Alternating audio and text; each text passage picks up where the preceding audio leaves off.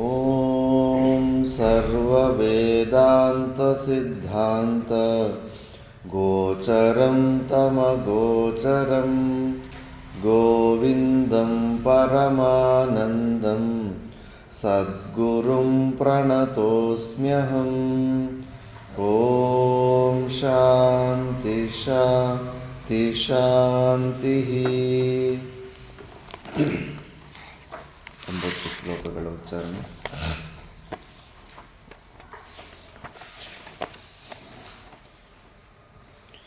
ಜಾತಿ ನೀತಿ ಕುಲ ಗೋತ್ರ ದೂರಗಂ ನಾಮ ರೂಪ ಗುಣ ದೋಷ ವರ್ಜಿತಂ ದೇಶ ಕಾಲ ವಿಷಯಾತಿ ವರ್ತಿಯತ್ ಬ್ರಹ್ಮ ತತ್ವಮಸಿ ಭಾವಯಾತ್ಮನಿ ಯತ್ಪರಂ ಸಕಲವಾಗ ಗೋಚರಂ ಗೋಚರಂ ವಿಮಲಬೋಧಚಕ್ಷುಷಃ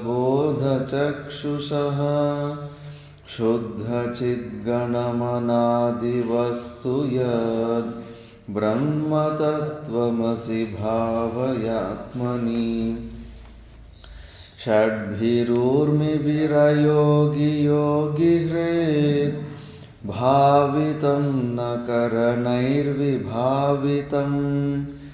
ಬುದ್ಧ್ಯವೇದ್ಯಮನವದ್ಯಭೂತಿ ಯದ್ ಬ್ರಹ್ಮತತ್ವಮಸಿ ಭಾವಯಾತ್ಮನಿ ಭ್ರಾಂತಿಕಲ್ಪಿತಜಗತ್ಕಲಾಶ್ರಯಂ ಸ್ವಾಶ್ರಯಂ ಚ ಸದಸದ್ವಿಲಕ್ಷಣಂ ನಿಷ್ಕಲಂ ನಿರುಪಮಾನಮೃದ್ಧಿಮತ್ ಬ್ರಹ್ಮತತ್ವಮಸಿ ಭಾವಯಾತ್ಮನಿ ಜನ್ಮವೃದ್ಧಿಪರಿಣತ್ಯಪಕ್ಷಯ ವ್ಯಾಧಿನಾಶನವಿಹೀನಮವ್ಯಯಂ ವಿಶ್ವಸೃಷ್ಟ್ಯವನಘಾತಕಾರಣಂ ಬ್ರಹ್ಮತತ್ವಮಸಿ ಭಾವಯಾತ್ಮನಿ ಹಸ್ತಭೇದಮನಪಾಸ್ತಲಕ್ಷಣಂ ನಿಸ್ತರಂಗಜಲರಾಶಿನಿಶ್ಚಲಂ ನಿತ್ಯಮುಕ್ತಮವಿಭಕ್ತಮೂರ್ತಿ ಯದ್ ಬ್ರಹ್ಮತತ್ವಮಸಿ ಭಾವಯಾತ್ಮನಿ ಏಕಮೇವ ಸದನೇಕಕಾರಣಂ ಕಾರಣಾಂತರನಿರಾಸಕಾರಣಂ ಕಾರ್ಯಕಾರಣವಿಲಕ್ಷಣಂ ಸ್ವಯಂ ಬ್ರಹ್ಮತತ್ವಮಸಿ ಭಾವಯಾತ್ಮನಿ ನಿರ್ವಿಕಲ್ಪಕಮನಲ್ಪಮಕ್ಷರಂ ಯತ್ಕ್ಷರಾಕ್ಷರವಿಲಕ್ಷಣಂ ಪರಂ ನಿತ್ಯಮವ್ಯಯಸುಖಂ ನಿರಂಜನಂ ಬ್ರಹ್ಮತತ್ವಮಸಿ ಭಾವಯಾತ್ಮನಿ ಯದ್ವಿಭಾತಿ ಸದನೆ ಯದ್ವಿಭಾತಿ ಸದನೇಕಧಾ ಭ್ರಮಾತ್ ನಾಮರೂಪಗುಣವಿಕ್ರಿಯಾತ್ಮನಾ ಹೇಮವತ್ ಸ್ವಯಮವಿಕ್ರಿಯಂ ಸದಾ ಬ್ರಹ್ಮತತ್ವಮಸಿ ಭಾವಯಾತ್ಮನಿ ಯಚ್ಚಕಾಸ್ತ್ಯನ ಪರಂ ಪರಾತ್ಪರಂ ಪ್ರತ್ಯಗೇಕರಸಾತ್ಮಲಕ್ಷಣಂ ಸತ್ಯಚಿತ್ಸುಖಮನಂತಮವ್ಯಯಂ బ్రహ్మతత్వమసి భావయాత్మని. మనం వివేక చూడామణిలో నిధిధ్యాసన శ్లోకాల గురించి విచారణ చేస్తూ ఉంటుంది. ఇందులో గురువులు తత్వమసి అనే మహావాక్యాన్ని శిష్యునికి బోధించిన తర్వాత త్వం తత్ అసి, నువ్వు ఆ పరమాత్ముడివే అయి ఉన్నావు అని చెప్పిన తర్వాత నీ స్వరూపం ఎలాంటిదో మళ్ళీ నువ్వు బుద్ధి ద్వారా మనసు ద్వారా మళ్ళీ నీ స్వరూపం ఎలాంటిదో ఇలా తెలుసుకో అని అనేక విధాలుగా స్వరూపం గురించి చెప్పడం ప్రారంభించారు. అలాగే ఇప్పుడు నెక్స్ట్ శ్లోకంలో అస్తభేదమనపాస్త లక్షణం. అస్తభేదం అంటే భేదాలు తొలగిపోయినాయి, భేదాలు అంతరించిపోయినాయి. ద్వితీయాద్వై భయం భవతి. భేదబుద్ధి ఉన్నప్పుడే సమస్యలు ఉంటాయి మనకు. ఉన్నది ఒకే ఒక సత్య వస్తువు, ఆ సచ్చిదానంద ఉన్న పరమాత్ముడు.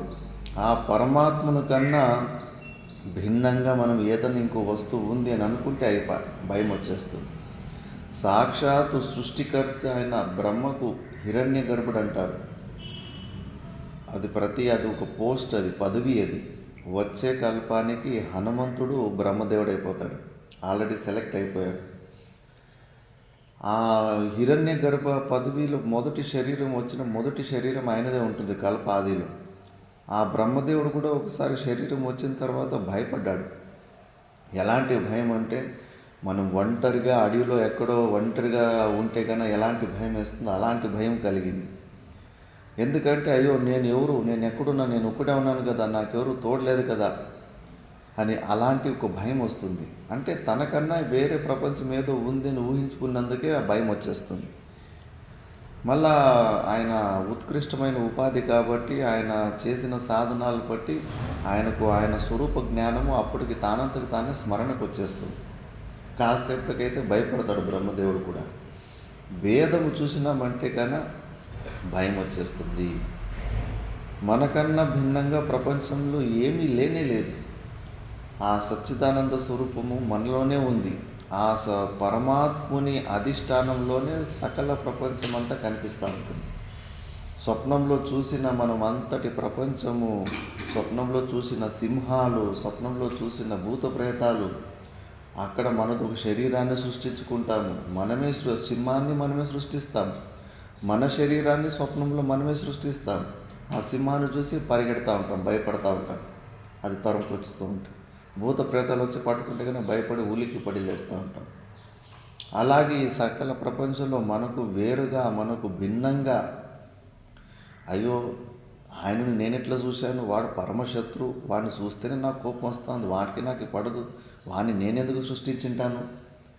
మరి స్వప్నంలో కూడా అసలు సింహాన్ని చూస్తే నీకు పడదు, భూత ప్రేతాలను చూస్తే నీకు పడదు, మరి ఎందుకు సృష్టించుకున్నావు? ఆ సింహాన్ని చూసి ఎందుకు భయపడ్డావు? అలాగే ఈ ప్రపంచంలో కూడా అన్నీ మన ఓన్ సృష్టిని, ఆ సచ్చిదానంద స్వరూపుడైన పరమాత్మని అధిష్టానంలోనే ఇంత విచిత్రమైన సృష్టి కనిపిస్తూ ఉంది. మనకు కనిపిస్తుంది, నాకు వాడికి సంబంధం లేదు, నేను వాడిని ఎలా సృష్టించుంటాను, ఇంత పెద్ద ప్రపంచాన్ని నేను ఎట్లా సృష్టించుంటాను అని. స్వప్నంలో కూడా మనం ఒక శరీరం తీసుకున్నాం, ఆ శరీరంలో కూడా అట్లే ఆలోచిస్తున్నాం. అక్కడ అజ్ఞానిలాగానే, అయ్యో ఆ సింహం వేరు, నేను వేరు, అది వచ్చి కరిస్తే నేను చచ్చిపోతాను, నాకు భయం వేస్తుంది అని. సృష్టించిందంతా మనమే, కానీ ఆ విషయాన్ని స్వప్నంలో కూడా మర్చిపోతాం. ఇక్కడ కూడా అంతే. ఆ సచ్చిదానంద స్వరూపంలో, బింబ రూపంలో ఉన్న మనమే ఆ పరమాత్మ స్వరూపంలో ఉన్నాం. మనమే ఇవన్నీ ప్లాట్ఫామ్ అంతా సృష్టించుకొని మనమే ఆటలు ఆడుతూ ఉన్నాం. బ్రహ్మం గారు తన శిష్యుడు సిద్ధయ్యకు, నాయన పోయి మిగతా వాళ్ళు అప్పుడు ఒక సిద్ధి వచ్చింటుంది సిద్ధయ్యకి, అందరి మనసుల్లో ఏమేమి ఉందో తెలుసుకోవాలని ప్రయత్నం చేస్తారు. వద్దరా చాలా ఘోరంగా ఉంటుంది అంటే, లేదు గురుగారు చూద్దాం అందరి మనసులో ఏమేమి ఉంది. మళ్ళీ అందరు చుట్టుముట్టున్న వాళ్ళు అందరి మనసులు ఏమేమి జరుగుతుందో కనుక్కుంటాడు. ఏం రాసిద్దా లోకం ఎట్లుందిరా అంటే, ఎవడి లోకంలో వాడు ఉన్నాడు గురువు అంట. అంత ఊహాత్మకమైనదే, వాస్తవికమైన ప్రపంచం లేనే లేదు. ఎవడు ఎట్లా ఊహించుకుంటున్నాడో ప్రపంచం అట్లా కనిపిస్తూ ఉంది. పచ్చకామర్లు ఉన్నోనికి అంత పచ్చగా ఎట్లా కనిపిస్తూ ఉంటుందో, మనలో ఉన్న అజ్ఞానానికి అనుకూలంగానే ఈ సృష్టి మనకు కనిపిస్తూ ఉంది. ఇవంతా మన స్వప్నంలోని క్యారెక్టర్సే. మన స్వప్నంలో మనం ఒక శరీరంతో, అక్కడ మళ్ళా అజ్ఞానం ఉన్న జీవుడిలాగానే ఎట్లా వ్యవహారం చేసామో, ఈ జాగ్రత్త అవస్థలో కూడా మనదే ఇదంతా సృష్టి. మనమే అంతా సృష్టించేసి మనకు భిన్నంగా మన శత్రువులను కూడా మనమే సృష్టించి, మనల్ని ఇబ్బంది పెట్టేవాళ్ళు కూడా మనమే సృష్టించి, అనవసరం ఒక లీలలు ఆటలు ఆడుకుంటూ ఉన్నామంతే. మాయాశక్తి ఒక విపరీతమైన పరిణామం. అంతా ఎక్కడ జరుగుతూ ఉంది? అంత రాత్రిపూట్ల చూసిన అంత పెద్ద సృష్టి ఎక్కడుంది? చిన్న సుషుమ్ని నాడులు ఇంత జాగాలో ఉంది. చూస్తున్న ఈ పెద్ద ప్రపంచము జాగ్రత్త అవస్థ కూడా ఎక్కడా లేదు, మన మనసులోనే ఉంది. మనసు పోయిందో ప్రపంచం లేదు. మనసు బుద్ధులు ఉంటేనే కనిపిస్తూ ఉంది. మనసు బుద్ధులు లేకుండా ఈ ప్రపంచం కనిపిస్తలేదు. కాబట్టి ఈ అబద్ధం ప్రపంచము, ఇవన్నీ సత్యం తెలుసుకున్న యోగులు తనకన్నా భిన్నంగా ఎవరిని చూడరు. వాళ్ళ వ్యవహారంలో కూడా జీవన్ముక్త పురుషుల ఆ భేద జ్ఞానం ఉండదు. మా గురువుల గురువుల గురు 4th జనరేషన్లో అభయానంద సరస్వతి అని ఒక మహాన్ పురుషుడు ఉంటాడు. పైన నా రూమ్లో ఫోటోలో చూడొచ్చు. సిద్ధ పురుషుడు, అవధూత. ఆయన కొత్తగా ఆశ్రమం పెట్టినప్పుడు ఎవరో ఒకరిని బ్రహ్మచారిని ఎవరో మేనేజర్గా పెట్టాడు. అప్పట్లో 7,000 దొంగతనం చేసుకొని వాడు వెళ్ళిపోయిన తర్వాత 1.5 సంవత్సరానికి మళ్ళీ తిరిగి వచ్చిండు. మరి అలాంటి అవధూతులు దగ్గర చేసి ఎక్కడ పోయినా ఉండదు కదా. ఏదో పొరపాటు జరిగింది, మళ్ళీ తప్పు తెలుసుకొని మళ్ళీ గురుగారి దగ్గరికే వచ్చిండు. వచ్చిన తర్వాత మళ్ళీ అతన్ని మేనేజర్ పోస్టులోనే పెట్టాడు. ట్రస్ట్ మెంబర్లు చెప్పడం స్టార్ట్ చేశారు. ట్రస్ట్ మెంబర్లు, స్వామీజీ మేము ముందుగానే వాడు అప్పుడు మేనేజర్కి వస్తే అప్పుడు 7,000 కొట్టుకొని మళ్ళా వాడిని ఆ పోస్టులోనే పెట్టినారు. ఇప్పుడు ఇంకా ఆశ్రమంలో డబ్బులు ఎక్కువ ఉన్నాయి. ఈసారి దొంగతనం చేసుకోకపోతే ఇంకా పెద్ద ఎత్తున చేసుకొని పోతాడు. మీకు వ్యవహారం తెలీదు. అందరికీ అట్లా ఉంటుంది. గురువులు ఉన్న కెపాసిటీని కూడా తక్కువ వేస్తారు. అందరికీ నేనే చాలా తెలివైనోడు అనిపిస్తూ ఉంటుంది. అది పెద్ద సమస్య. అది గురువుల కన్నా నాకైతే ఎక్కువ తెలివి ఉంది అని అనిపిస్తూ ఉంటుంది. అన్ని ఆశ్రమంలో కూడా అంతే. ఎన్నో విషయాల్లో గురుగారికి జ్ఞానం లేదు, గురుగారికి ఈ విషయం తెలియదు, నాకు బాగా తెలుసు అని. అంత అజ్ఞానమే. పరిచిన్న జ్ఞానంలో అట్లా ఆ దురహంకారం వస్తూ ఉంటుంది. ఇంకా చెప్పేశారు, మీకు తెలీదు, వ్యవహారం తెలీదు, ఇలాంటి వాళ్ళని ఇట్లా పెట్టుకోకూడదు, మీ నుంచి ఇలాంటి వాళ్ళని దూరంగా పంపించేయాలా అన్నాడు. అవునా నాయన, ఒకవేళ ఆకాశము, స్పేస్, ఖాళీ జాగా తన నుంచి ఎవరినన్నా దూరంగా పంపించాలంటే ఎక్కడ పంపిస్తుంది ఆయన? ఇప్పుడు ఆకాశము, నా ఆకాశంలో ఖాళీ జాగాలో నేను ఒక దొంగని నేను ఉంచుకోకూడదు అని వాడిని వేరే చోట పంపించాలంటే ఎక్కడ పంపిస్తుంది? ఎక్కడ పోయినా ఆకాశమే ఉంటుంది. వేరే చోట పంపి నీకు అవుతుందా? ఎక్కడ పోయినా ఆకాశం ఉంటుంది. జీవన్ముక్త పురుషులు అలాంటి జ్ఞాన స్వరూపులు అయిపోయింటారు. దొంగ కానీ, మంచోడు కానీ, దుష్టుడు కానీ, తిట్టేవాడు కానీ, కొట్టేవాడు కానీ, చంపేవాడు కానీ ప్రతి ఒక్కరు తన స్వరూపంగానే చూస్తూ ఉంటాడు. తనకు భిన్నంగా ఏమీ లేనే లేదు కదా. ఆయన లేని చోట ఎక్కడ? మీ దగ్గర ఉంచుకోకూడదు, మీ దగ్గర నుంచి వేరే చోట పంపించేయాలంటారు. ఆ గురువులు లేని చోట ఎక్కడ ఉంది ప్రపంచంలో? ఆ పరమాత్ముడికి గురువునికి భేదము లేదు. ఆ స్థితిలో ఉన్న పరమాత్మ అంతటా ఆయనే ఉన్నాడు. ఎక్కడ పంపించినా ఆయనే ఉంటాడు. అందుకే అస్తభేదం, వాళ్ళలో ఆ భేద బుద్ధి లేదు. మళ్ళా వాళ్ళ అవధూత శిష్యులు మా తాత గురువుల గురువు రామానంద సరస్వతి అని. మధ్యప్రదేశ్లో అప్పుడు దిగ్విజయ్ సింగ్ సీఎం అయి ఉంటాడు. అక్కడికి ఓంకారేశ్వరంకి ఏదో పని మీద వస్తే కన్నా 2 గంటలకి 2:30కు దర్శనం చేసుకోవాలని వాళ్ళు పిఏ మళ్ళా గన్మ్యాన్లు వచ్చారంట. మా సీఎం మిమ్మల్ని దర్శనం చేసుకోవాలనుకుంటున్నాను. చూడు నాయన, నేను నియమం పెట్టాను, సాయంత్రం 4:30 నుంచి 5:30 వరకునే బయట భక్తులకు మాట్లాడే అవకాశం ఇచ్చాను. ఈరోజు మీ సీఎం వస్తున్నాడని ఆ నియమాన్ని నేను భంగం చేస్తే ఉన్న శ్రద్ధ కూడా వెళ్ళిపోతుంది భక్తులకు. మీ సీఎంకు అంతగా నిజంగానే దర్శనం కావాలంటే సాయంత్రం 4:30 వరకు వెయిట్ చేయమని, లేదంటే అవసరం లేదని చెప్పారు. ఎందుకంటే వాళ్ళ ఆ భేద బుద్ధి లేదు. వాడు సీఎము, వాడు యొక్క గొప్ప, వీడు పేదోడు, వీడు చిన్నోడు అనే భేద బుద్ధులు ఉండవు. మనం ఆ పని చేయలేము. ఒక ఎమ్మెల్యే వస్తేనే బెదిరిపోతాం. ఒక ఎమ్మెల్యే వస్తేనే ఆయనకి ఎక్స్ట్రా ట్రీట్మెంట్లు, ఎక్స్ట్రా ఇంపార్టెన్సు. డొనేషన్ చేసిన భక్తుడు వస్తే ఆ భక్తుని స్పెషల్గా నవ్వుకుంటూ ఆతిథ్యము ఇవన్నీ చేయాల్సి వస్తూ ఉంటుంది. ఎందుకంటే మనకి ఇంకా భేదాలు కనిపిస్తున్నాయి, ఆ భేదాలు కనిపిస్తున్నాయి. కాబట్టి అవన్నీ వ్యవహారంలో కూడా మనది వేరుగా ఉంటుంది. విధి లేదు ఇంకా. మరి ఈ ఊరు ఎమ్మెల్యే వస్తారంటే కానీ ఆయన ఎవరి దగ్గరైనా మనం సహాయం తీసుకుంటే వాళ్ళు వచ్చినప్పుడు విపరీతమైన మర్యాదలు చేయాల్సి ఉంటుంది. ఆ ప్రకారం వ్యవహారాల్లో భేదాలు కనిపిస్తుంటాయి. కానీ అవధూతులు, జీవన్ముక్త పురుషుల్లో ఆ భేదాలే ఉండవు. అందరూ ఒకటే. వాళ్ళు ఒకరి దగ్గర ఫేవర్ తీసుకోరు, అట్లా పరాధీనత అవస్థకు వెళ్ళరు. వాళ్ళు హస్తభేదం, వాళ్ళు ఏ ప్రకారమైన భేదం కూడా ఉండదు. అందుకే గురువు శిష్యుకి చెప్తా ఉన్నాడు, నాయనా నువ్వు అలాంటి భేదరహితమైన ఏక స్వరూపానివి. అనవసరంగా నేను ఈ శరీరము అనే భావనతోటి అన్ని ప్రకారాల పరాధీనతను వచ్చేస్తుంది.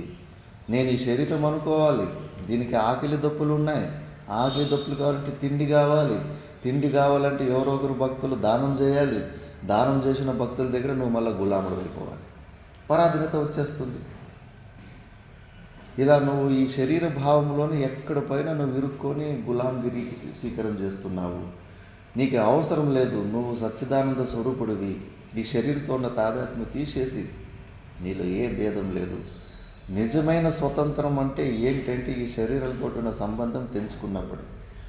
ఎప్పటి వరకు ఈ శరీరంతో సంబంధం పెట్టుకుంటావో మన జుట్టు ఎవరో ఒకరి చేతిలో ఉండే ఉంటుంది. మరి ఆ స్వతంత్రం కోసం ప్రయత్నం చేయాలి కదా. అందరూ ప్రపంచంలో అందరూ పిల్లలు తల్లిదండ్రుల నుంచి స్వతంత్రంగా ఉండాలని ప్రయత్నం చేస్తున్నారు, కోడలు అత్త నుంచి స్వతంత్రంగా ఉండాలని ప్రయత్నం చేస్తూ ఉంటుంది. అందరూ స్వతంత్ర పోరాటాలు చేస్తూనే ఉన్నారు. ఎంత స్వతంత్ర పోరాటాలు చేసినా శరీరంలో ఇరుక్కున్నావు కదా. ఈ శరీరంతో సంబంధం పెట్టుకుని ఎక్కడిపైనా కూడా పరాధీనత ఉండే ఉంటుంది కదా. నువ్వు నిజమైన స్వతంత్రత కావాలనుకుంటే ఈ శరీరంతో స్వతంత్రం అయిపో, ఈ మనసు బుద్ధుల నుంచి స్వతంత్రుడు అయిపో. అలాంటి వాళ్ళని సర్వతంత్ర స్వతంత్రుడు అంటారు. ఎప్పటి వరకు ఈ శరీరము ఈ మనసుల నుంచి నీకు స్వతంత్రం రాలేదు, ఎక్కడ పైన కష్టాలు తప్పవు, పరాధీనత తప్పదు. అందుకే నీలో అలాంటి భేదాలు లేవు. నువ్వు భేదరహితుడు, నీకన్నా భిన్నంగా ఈ ప్రపంచంలో లేని లేదు. నిన్ను తిట్టేవాడు, నిన్ను కొట్టేవాడు, నిన్ను హింసలు పెట్టేవాడు కూడా నీ స్వరూపమే. అందరూ ఆత్మస్వరూపాలు, అన్నీ నీవే అయి ఉన్నావు. అందుకే యోగులు అనిమా గరిమాది స్థితులు కష్టపడి బాగా శక్తిశాలి అయిపోతారు. జ్ఞానిలో ఆ శక్తులు పొందాలని ఆ కోరికే ఉండదు అసలు. అది అజ్ఞానంలోనూ ఉన్న వ్యక్తిని నేను ఇప్పుడు చాలా తక్కువ శక్తిశాలిగా ఉన్నాను, నేను ఎక్కువ శక్తిశాలి కావాలనేది అజ్ఞానిని. జడ సమాధిలో ప్రయత్నం చేసి యోగులు కూడా అందుకే అనిమ ప్రాణాయామాదులు అవి ఇవి చేసుకొని కొన్ని సిద్ధులు పొందేస్తారు. ఆ సిద్ధుల వల్ల వాళ్ళు కూడా మినీ ఈశ్వరునిలాగానే ఉంటారు, చిన్న సైజు ఈశ్వరుడిలాగా. ఎన్నో పనులు లోకంలో వాళ్ళ పిల్లలు లేని వాళ్ళకి పిల్లలు ప్రదానం చేస్తూ ఉంటారు, డబ్బులు లేని వాళ్ళకి డబ్బులు వచ్చేలాగా శ్రీమంతుల్లాగా చేస్తూ ఉంటారు. ఎంతో కెపాసిటీ వచ్చేస్తుంది, అందులోనే ఆనందపడుతూ ఉంటారు. కానీ వాళ్ళకి కూడా భయం పోదు, ఎందుకంటే వాళ్ళు అస్తభేదం కాదు, వాళ్ళలో భేదం ఉంటుంది. జగత్తు సత్యం అనే బుద్ధి ఉంటుంది, మళ్ళీ భయం ఉంటుంది. అంత పవర్ఫుల్గా ఉన్నప్పుడు ఇంకెవరితోటి భయం ఉంటుందంటే సింహంలాగానే. సింహానికి ఏ జంతువు వల్ల కూడా భయం లేదు, కానీ ముందు నడుచుకుంటూ పోయినప్పుడు ఎక్కువ వెనక్కి తిరిగి చూసేది సింహమే. సింహావలోకన న్యాయం అంటారు, న్యాయం. ఎక్కువ వెనక్కి తిరిగి ఎందుకు అన్నిసార్లు వెనక్కి తిరిగి చూస్తూ ఉంటుందంటే ఇంకో సింహంతో భయం ఉంటుందని. ఇంకో పవర్ఫుల్ సింహం వచ్చి మళ్ళీ నన్ను ఏమన్నా ఆక్రమిస్తుందని. యోగికి కూడా అంతే, ఆయన శక్తిశాలిగా ఉంటాడు, కానీ ఇంకో యోగి ఎవడన్నా వస్తే కన్నా నా పని అయిపోతుందని ఎప్పుడు భయపడతా ఉంటాడు. మహారాష్ట్రలో సంత జ్ఞానేశ్వరు, చాంగ్దేవ్ అని ఇద్దరు ఉంటారు. ఈ చాంగ్దేవ్ అని ఆయన యోగ మార్గం నుంచి సిద్ధులు పొందింటాడు. 250 సంవత్సరాలేమో జీవించి ఉంటాడు. ఆయనకి అలాంటి వాళ్ళకే భక్తులు ఎక్కువ ఉంటారు కదా. ఎవరి దగ్గర చమత్కారాలు మహిమలు ఎక్కువ ఉంటాయో అలాంటి వాళ్ళ దగ్గర ఎక్కువ భక్తులు ఉంటారు. మేము కూడా ఇల్లు నుంచి బయటకు వచ్చినప్పుడు ఎవరు గురువులు అంటే కానీ ఎవరికి అట్లా విపరీతమైన శక్తులు ఉంటాయి, అతీతమైన శక్తులు ఉంటాయి, వాళ్ళనే గురువులు కావాలని అట్లే వాళ్ళ వెంబడి పోయేది. మిగతా సామాన్య పుస్తకాలు చెప్పుకొని ప్రవచనాలు చెప్పేవాళ్ళు వీళ్ళు దేనికి పనికిరారు, వీళ్ళు సామాన్య మనుషులు అని వీళ్ళకి లెక్కనే లేకుండా జ్ఞానులైతే తీసి పక్కన డస్ట్బిన్లు వేసేసేవాళ్ళు.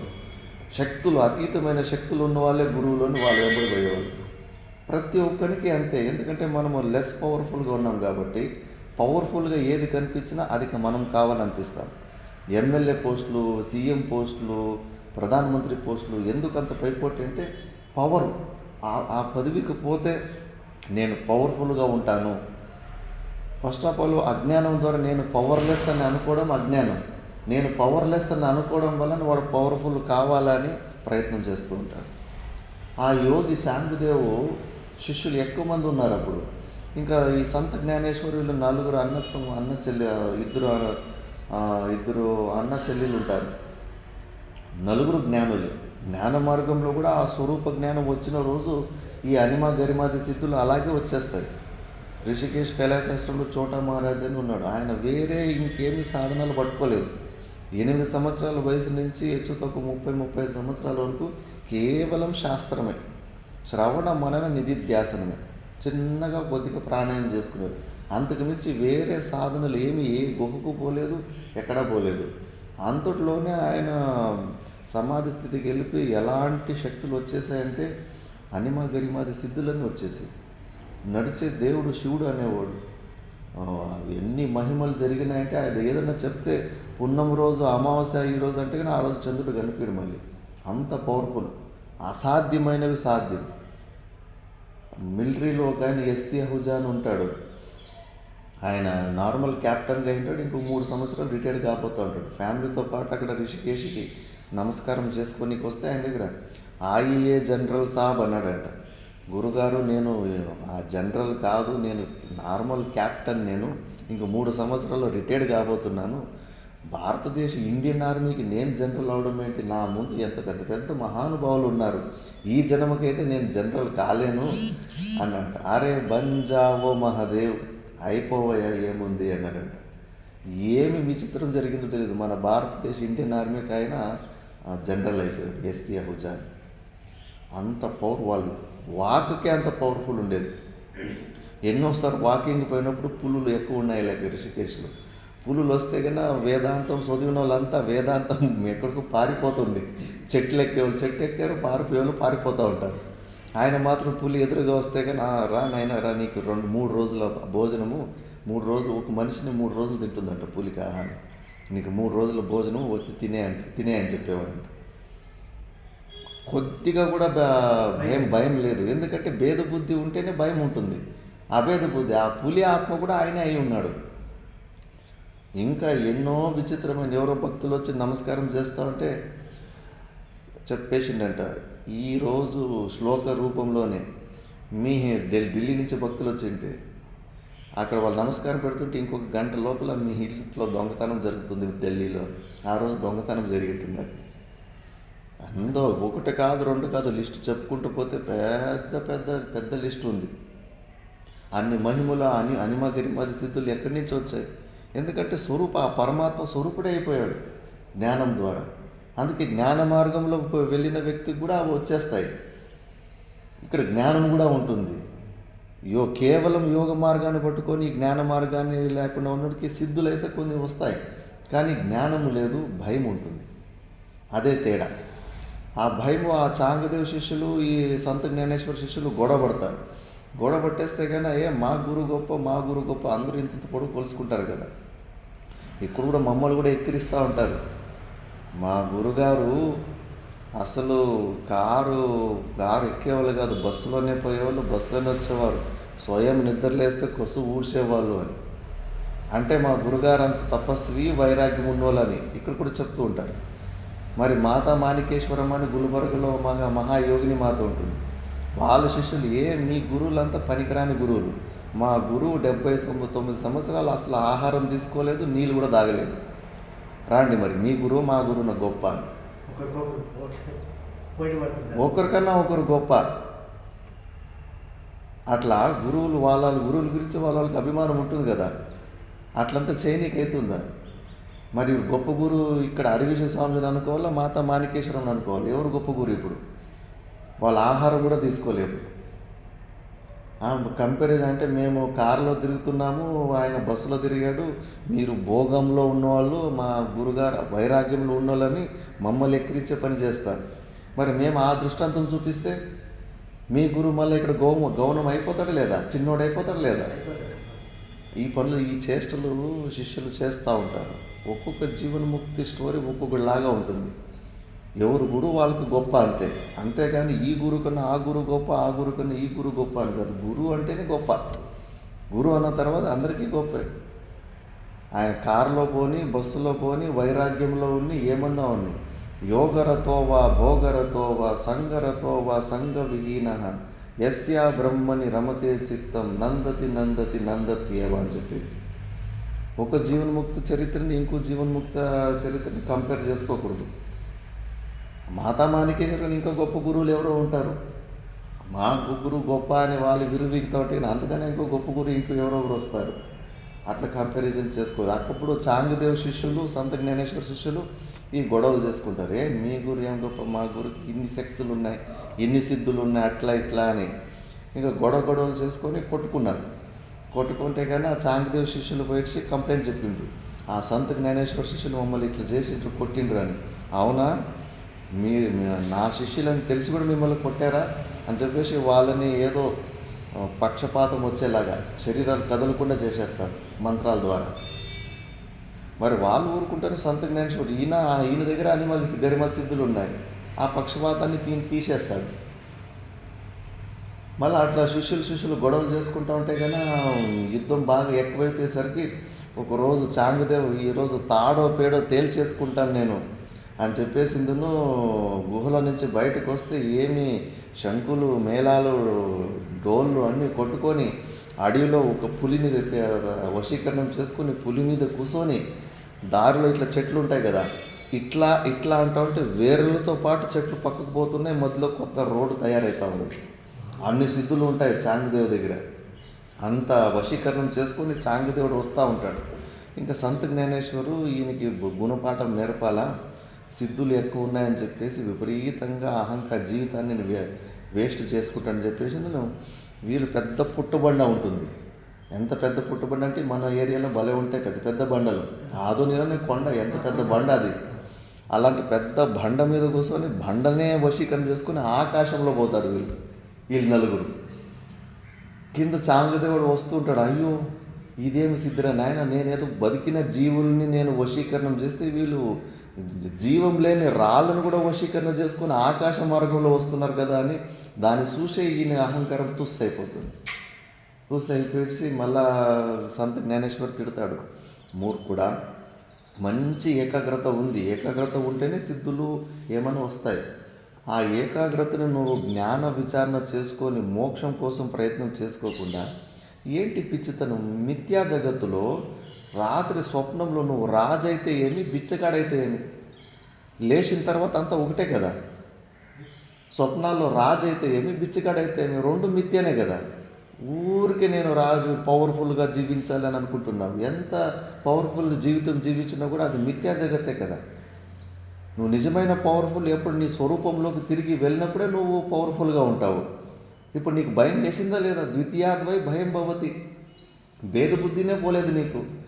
ఎప్పటి వరకు భేదబుద్ధి ఉంటుంది, నువ్వు ఎంత పవర్ఫుల్ అయితే ఏమి భయపడుతూనే ఉన్నావు. నా పవర్కి ఉచ్చపోసుకున్నావు నువ్వు, అందుకే నీ గుహలో నుంచి బయటకు వచ్చావు నువ్వు.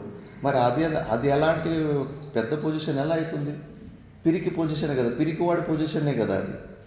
నువ్వు నిజమైన సర్వతంత్ర స్వతంత్రుడివి, పవర్ఫుల్ వ్యక్తివైతే నువ్వు స్వరూప జ్ఞానాన్ని సాక్షాత్ నిర్గుణ నిరాకార స్వరూపుడు అయిపోవాలి నువ్వు. అలాంటి పదవి గురించి నువ్వు ప్రయత్నం చేయాలి కదా. ఈ మిథ్యా జగత్తులో పవర్ఫుల్గా ఉండాలని ఎందుకు అనుకుంటావు? టైం వేస్ట్ అని చెప్పేసి. అందుకే అస్తభేదం, జ్ఞానులకు ఆ భేదం అస్తించిపోతుంది కాబట్టి వాళ్ళకు భయం ఉండదు. రాలిపోతే రాలిపోనే ఉంటారు శరీరం. ఎందుకు ఇది ఎక్స్ట్రా లగేజ్ లాగా అనుకుంటూ ఉంటారు శరీరం. ఎంత తొందరగా రాలిపోతే అంత బాగా మేలు అనుకుంటూ ఉంటారు. వివేక చూడమనిలో కూడా ఒక దృష్టాంతం వస్తుంది. అక్కడ ఒక యోగి, ఒక జ్ఞాని, ఒక రాజు ఉంటాడు. రాజు మహల్లోకి పోయేటప్పుడు రెండు గోడలు ఉంటాయి, ఇటువైపు అటువైపు. కాంపిటీషన్ పెడతాడు, పెయింటింగ్ కాంపిటీషన్. ఎవరు మంచిగా పెయింటింగ్ ఈ గోడలు చేస్తారో వాళ్ళకి ప్రైజ్ విన్నర్స్ అని.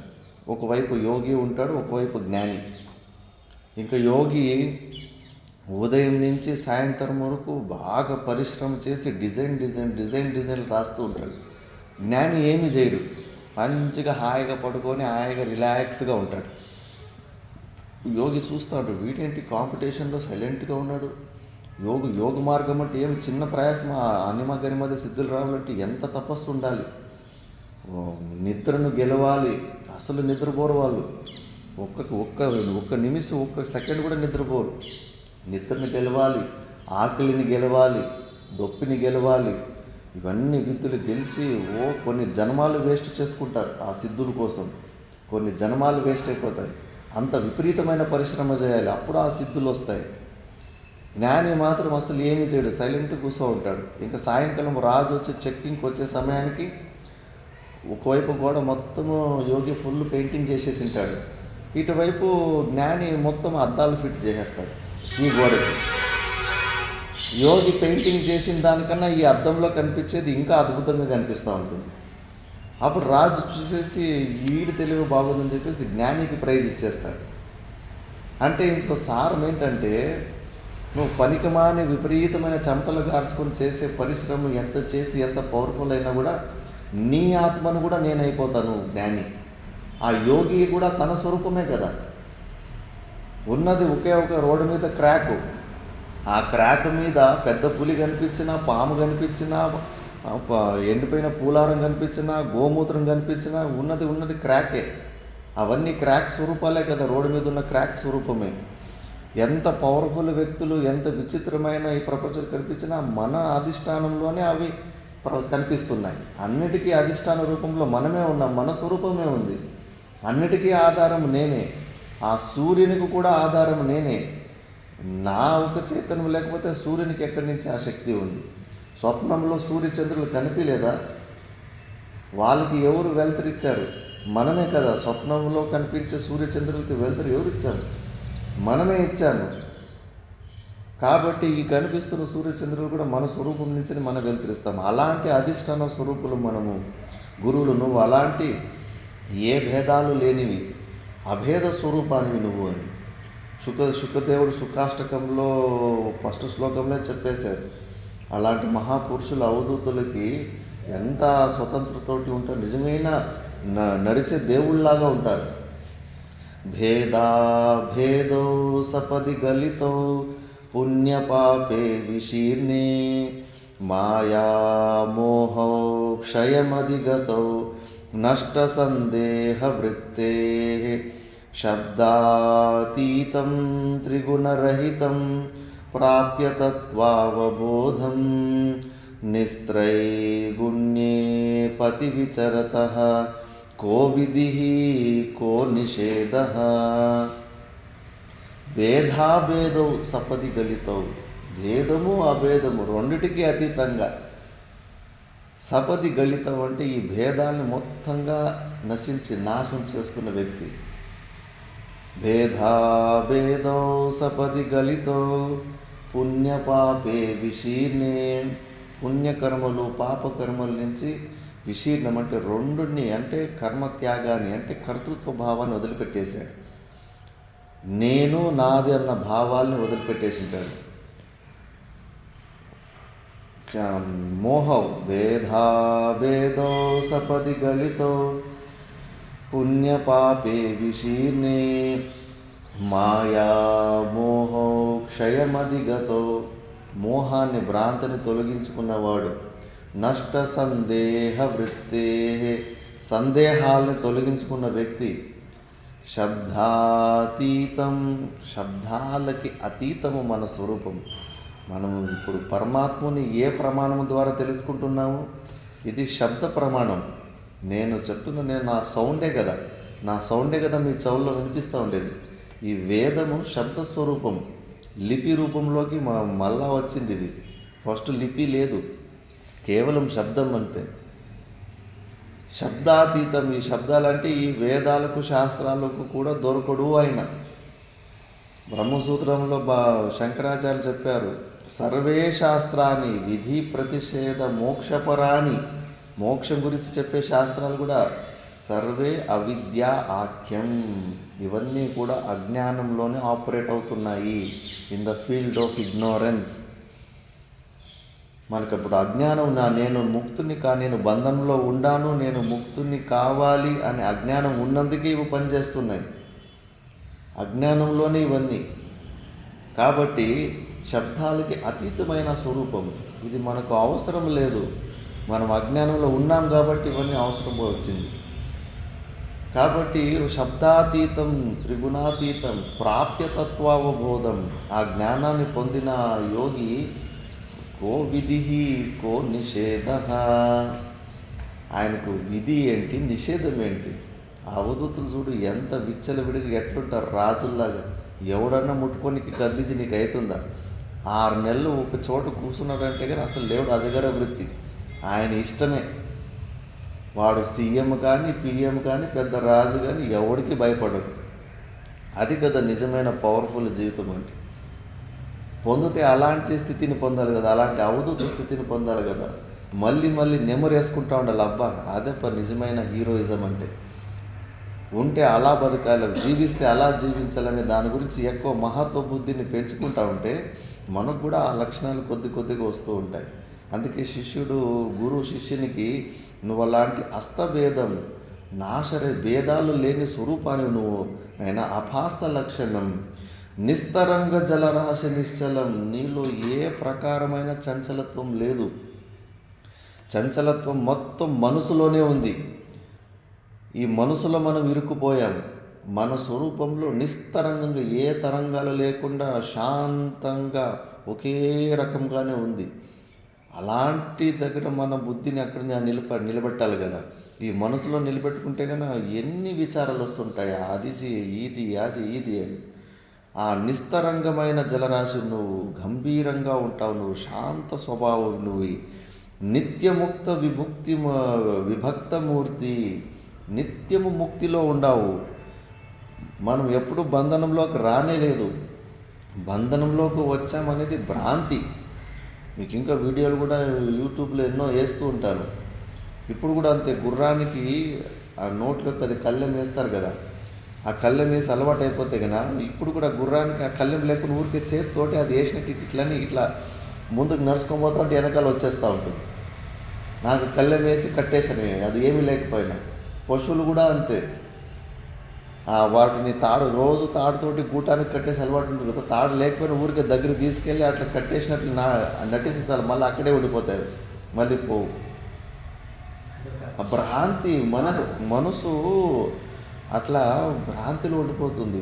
మీరు పెద్ద పెద్ద ఏనుగుల్ని కట్టేసే గూటం చూసారా? ఇంత ఉంటుంది. ఎక్కడన్నా సర్కస్లో అక్కడెక్కడ ఏనుగులు కట్టేయడానికి అలాంటి దానికి కట్టేసి ఉంటారు. ఏనుగు పవర్ ఎంత తెలిసిన, దీన్ని 4-5 అంతులు లావు ఉన్న చెట్టును కూడా పీకి పారేస్తుంది, అంత బలం ఉంటుంది. కానీ చిన్న గూటానికి అది ఇరుక్కుపోయి ఉంటుంది. అక్కడ ఏంటి టెక్నిక్ ఏంటి? ఎందుకు ఆ ఏనుగు దాన్ని తెంపుకొని పరిగెత్తి వెళ్ళిపోవచ్చు కదా, పోలేదు. ఏనుగు పిల్ల చిన్నగా ఉన్నప్పుడు దాన్ని అలాంటి గూటానికి కట్టేసి ఉంటారు. అప్పుడు అది పరిగెత్తి తప్పించుకోపోవాలని ప్రయత్నం చేసి ఉంటుంది. అప్పుడు దానికి శక్తి ఉండదు. ఇంకా అప్పుడు దాని మనసులో దాని గూటానికి కట్టేస్తే నేను తప్పించుకొని పోలేను, పారిపోలేను అనేది ఆ మనసులో ఫుల్గా నమ్మేస్తుంటుంది. అది పెద్దగా అయిన తర్వాత పెద్ద పెద్ద చెట్లు పీకి పారేస్తుంది, కానీ ఆ గూటాన్ని మాత్రము కట్టేస్తే మాత్రం ముందుకు పోదు. మనసు అట్లే, మనం ఎట్లా నేర్పిస్తే అట్లా అయిపోతుంది. అట్లా మనం మనసు ద్వారా నేను జీవుని, నేను పరిచిన్నుని అని బాగా అలవాటు పడి బెదిరిపోయాం. ఆ ఏనుగు పిల్ల ఎట్లా బెదిరిపోయిందో, నేను దాన్ని తెంపుకొని పోలేనని చెప్పేసి నేను ఈ జీవభావం నుంచి బయటకు రాలేనని మనం కూడా అనుకునేసాం. ఇక్కడే గెలవాలి, శాస్త్రము ప్రవచనాలు వినేసి లేదు. ఆ మనసుకు అవకాశమే ఇవ్వద్దు. అది ఎవరు ఆ మనసు అవసరమైన మనకేముంది? ప్రతిరోజు గాఢ సుషుప్తులు, ఎవరు ఏ లొల్లి లేదు, మనసు బుద్ధి లేదంటే ప్రపంచం లేదు, ఈ శరీరం లేదు, హాయిగా ఉంటాం. ఎవరు అవసరం ఉంది మనకి ఈ ప్రపంచంలో? మన ఈ శరీరం అవసరమే లేదు, మన మనసు బుద్ధులు అవసరమే లేదు. ఈ మనసు బుద్ధులు ఇంకా మనకు దరిద్రం. ఇవే అడ్డం వస్తున్నాయి. మనలో ఉన్న ఆనందాన్ని పొందకుండా అడ్డం వస్తూ ఉండేది ఇవే. రమణ మహర్షుల దగ్గరికి ఎవరో భక్తులు వచ్చేసి, గురుగారు మీ కృప మా మీద ఉండాలంటే, అయ్యో ఆ భగవంతుని కృప, గురు కృప 24 గంటలు ఉందమ్మా, మధ్యలో నువ్వు అడ్డం వచ్చేస్తున్నావు అని. నేను అనే భావం ఉంది కదా, జీవభావం, అదే అడ్డం వస్తూ ఉంది. అది పోయిందంటే కన్నా ఎప్పుడు 24 గంటలు వ్యాపక తత్వము, నిత్యమైన తత్వం, పరమాత్మని తత్వం, అది మన స్వరూపమే అయింది. కాబట్టి ఆ భేదాలన్నీ తొలగించుకోవాలి. మనకన్నా భిన్నంగా ఎవరిని దొంగను కానీ శత్రువుని కానీ ఎవరు లేదు. రుద్రాభిషేకంలో ఏముంది? ఈ జ్ఞానమే చెప్పారు. స్థేనానాం పతయే నమో నమః, దొంగలపతి దేవుణ్ణి. దొంగలకు కూడా దొంగలకి గ్యాంగ్ లీడర్ అని చెప్పేసి. అంటే అన్ని రూపాల్లోనూ నువ్వే ఉన్నావు. దొంగ కానీ మంచివాడు కానీ అందరి ఆత్మలు నువ్వే కదా. అన్ని పరమాత్ముని అధిష్టానంలోనే భ్రాంతి రూపంలో విచిత్రంగా కనిపిస్తున్నాయి కదా. మన స్వప్నంలో మనం ఒక్కరే అధిష్టాన రూపంలో మనమే దానికి బేస్మెంట్. మన బేస్మెంట్లోనే ఎన్ని విచిత్రాలు, కూలీలు, ప్రేతాత్మలు, మన శత్రువులు మనల్ని కొడుతూ ఉంటారు, మనం ఏడుస్తూ ఉంటాము. ఎంత విచిత్రమైన జగత్తును చూసినా అన్నిటికీ ఆధారం మనమే కదా. మనమే ఆ సృష్టిలాగా మారిపోయాం కదా. మన మనసే ఆ సృష్టిలాగా మారిపోయింది. కాబట్టి మనకన్నా భిన్నంగా ఏమీ లేదు. అప్పుడు నువ్వు కస్య కామం కిమిచ్చన్ వర్తయే, నీకు మళ్ళీ ఏమి కోరిక ఉంటుంది? ఎవరి దగ్గర లొల్లి పెట్టుకుంటావు? ఎవరి దగ్గర గొడవ పెట్టుకుంటావు? వాడు నాకన్నా వేరు, నేను వేరు, వాడు వేరు అన్నప్పుడే నువ్వు ఇంకోటితోటి గొడవ పెట్టుకోవడానికి ఆస్కారం ఉంటుంది. వాడు నా స్వరూపమే, అందరికీ నేనే ఆధారంగా ఉన్నాను అని తెలిసిన తర్వాత భేద బుద్ధులు ఉండవు, రాగద్వేషాలు ఉండవు. ఈ ప్రపంచంలో జరిగే క్రియలు ఏమీ మనం పట్టించుకోము. ఇప్పుడు సినిమాలు చూస్తూ ఉంటాము. సినిమాల్లో ఒక రాజకీయ నాయకుడు కొన్ని వేల కోట్లు దొంగతనం చేసేసి జనాలంతా మోసం చేసేస్తాడు. మనం పోయి వాడిని ఏమన్నా చాకు తీసుకొని చంపనీకి పోతామా, కొట్టనీకి పోతామా? ఎన్ని అత్యాచారాలు సినిమాల్లో జరుగుతూ ఉంటాయి. మనం ఏమన్నా తల చెడుక్కుంటామా? అది వట్టిది సినిమా, మిథ్యా బొమ్మలు అంతే. అవి ఏదో వాళ్ళు డబ్బులు కావాలని నటించారు, ఎంటర్టైన్మెంట్ కోసం చేశారు. నిజంగా ఎవరు డబ్బులు వాళ్ళని దొంగలించలేదు కదా. దాన్ని చూసి ఎంత తల చెడుపుకోము కదా. సినిమాల్లో దొంగతనాలు జరిగినా పనికిరాని పని. కానీ మన ఆశ్రమంలో ఏదైనా ఒక వస్తువు బయట దొంగతనం జరిగితే అంత సినిమాను చూసి వదిలేసినట్టు వదిలేయగలం మనము? ఇదే ఏ రోజు మనము ఇక్కడ జరిగే పనులు కూడా సినిమాను చూసి లైట్గా తీసుకునే అంత శక్తి వస్తుందో అప్పుడు నీకు ఈ జగత్తులో సత్యత్వ బుద్ధి పోయింది అని. జగత్తులో ప్రతి ఒక్క వస్తువు పోయిందంటే నీ మనశ్శాంతి పాడైపోయిందంటే కనుక నువ్వు ఈ జగత్తుని సత్యంగానే చూస్తున్నావు. ఏ వస్తువు మనకు సంబంధం లేదు. ఇది అంత పరమాత్ముని వస్తువు. నాది అని నువ్వు అహంకారంతో కబ్జా చేసుకుంటావు. నా డబ్బులు అని. నీ డబ్బులు ఎక్కడి నుంచి వచ్చాయి? చెట్లో నుంచి పేపర్ తయారు చేసిరి. ఊరికే నువ్వు నాది అనుకుంటే నీది అయిపోతుందా? పృథ్వీదేవిని మూర్ఖులు ఎంతమంది అనుకుంటే ఇది నా భూమి అని. పృథ్వీదేవి నవ్వుకుంటుందంట. పోరా పిచ్చోడా, నీలాంటి పిచ్చోళ్ళు నాది భూమి అనుకుని నాలోనే ఎరువైపోయారు. నువ్వు కూడా నాది అనుకుని నువ్వు కూడా ఇందులోనే మట్టిలోనే కలిసిపోతావు అని. జగత్ సత్యత్వ బుద్ధిని పోగొట్టుకోవడం అంత ఈజీ కాదు. నీ వస్తువు నీ నుంచి దూరమైనప్పుడు తెలుస్తుంది నీకు దాని మీద ఎంత మోహం ఉంది, నువ్వు ఎంత దీన్ని మిథ్యా దర్శనం చూసావు అని చెప్పేసి. అట్లా అంటకుండా ఉండాలి. కర్తవ్యం చేస్తున్నప్పుడు కూడా మన వస్తువు, మనకు ఇష్టమైన వస్తువు మన నుంచి దూరమైనప్పుడు కూడా మనకు అది షాక్ తగలకూడదు. అప్పుడు నువ్వు ఈ ప్రపంచాన్ని మరుభూమిలో నీళ్ళను చూసినట్టు మిథ్యాగా చూసావంటే అప్పుడు ఒప్పుకుంటాను. ఇన్ఫర్మేషన్ ఎంత ఉంటే ఏం చేసుకోవాలి? మన వస్తువు ఏదైనా ఒకటి పోగొట్టిపోయినప్పుడు, దూరమైనప్పుడు మన మనశ్శాంతి పాడైపోయిందంటే కన్నా 100% జగత్ సత్యత్వ బుద్ధి ఉంది. కాబట్టి ఆ భేదాలని తొలగించుకోవాలి. ఎప్పటి వరకు ఈ భేదాలు పోవు? ఎంత సత్సంగాలు చేసి ఏం కట్టుకోవాలి? ప్రతిదీ కూడా ఇబ్బందిగానే ఉంటుంది. అన్ని రిలేషన్లో సమస్యలు ఇట్లే.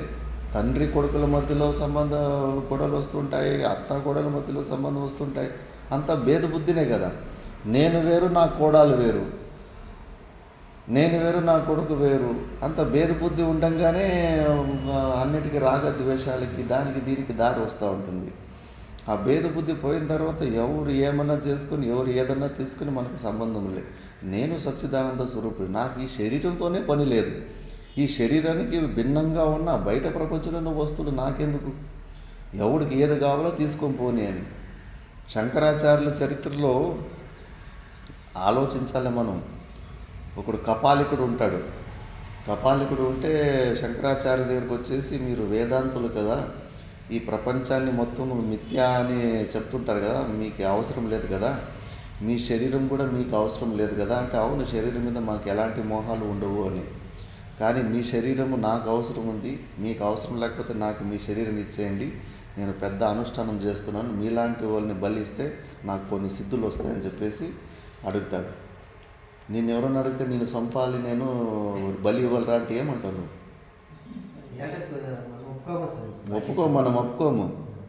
శంకరాచార్యులు సరేనైనా మా శిష్యులు ఇప్పుడు శిష్యుల మధ్యలో ఉంటే నీ కోరిక నెరవేరదు, వాళ్ళందరూ పనుకున్న తర్వాత సైలెంట్గా నన్ను నువ్వు తీసుకెళ్ళిపో, నువ్వు బలి ఇచ్చుకో అని చెప్పేసి రెడీ అయిపోయి వెంబడి పోతూ ఉంటాడు.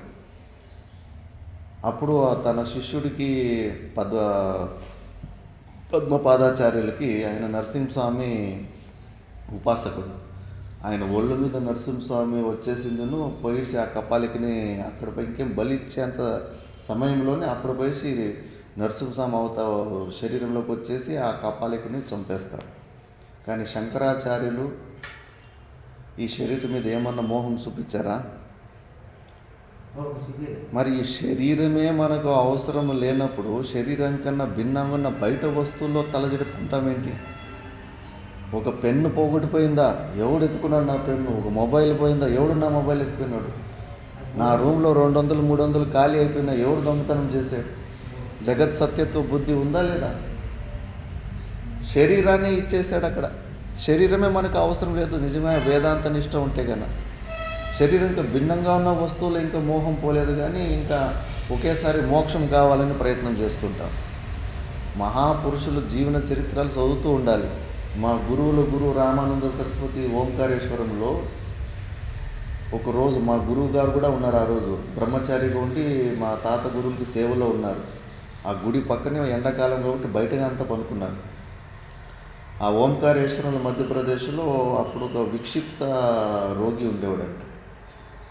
అది బోన్ క్యాన్సర్ లాంటిది, అదేమో రోగం ఉంది. కానీ వాడు కూడా సాధకుడు, యోగి. వాడికి మిగతా వాళ్ళ మనసులో ఏం జరుగుతుందో తెలిసిపోతుంది.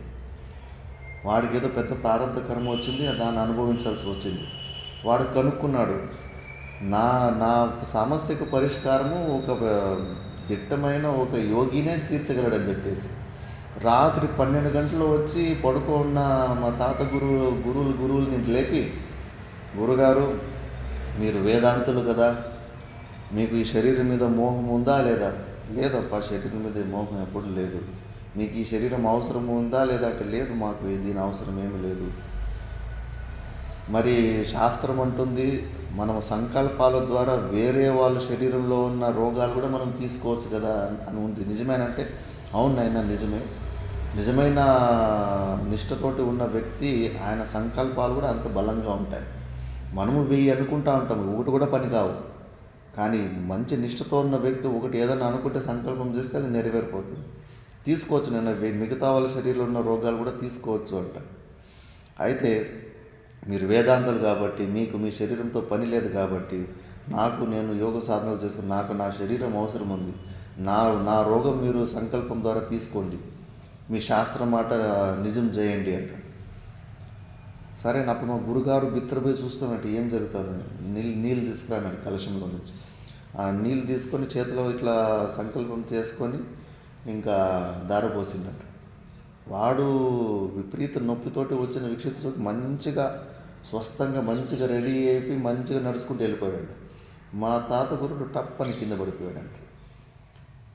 అప్పటి నుంచి ఇంకా బోన్ క్యాన్సర్ వచ్చింది. 3-4 సంవత్సరాలు విపరీత డాక్టర్లే ఆశ్చర్యపోయారంట. అయ్యో, బోన్ క్యాన్సర్ అంటే లోపల ఉన్న ఎముకంతా మాంసంలాగా అయిపోతుంది, రబ్బర్లాగా అయిపోతుంది.